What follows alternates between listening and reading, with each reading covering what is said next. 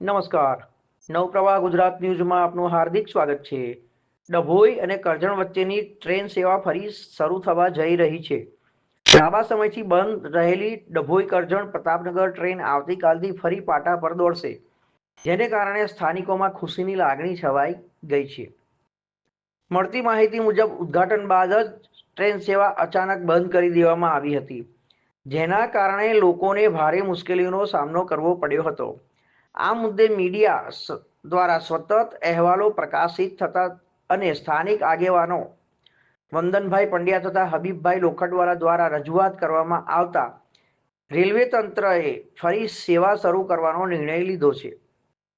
આ ટ્રેન અઠવાડિયામાં 6 દિવસ દોડશે અને દર શનિવારે સેવા બંધ રહેશે. ટ્રેન ડભોઈથી કરજણ અને પ્રતાપનગર સુધી દોડશે, જેનાથી વિદ્યાર્થીઓ, નોકરિયાત વર્ગ અને નાના વેપારીઓને મોટો લાભ મળશે. લગભગ 7 વર્ષ પછી ફરી શરૂ થતી આ સેવા પંથક માટે મહત્વપૂર્ણ સાબિત થશે અને સમગ્ર વિસ્તારમાં ખુશીનો માહોલ જોવા મળી રહ્યો છે.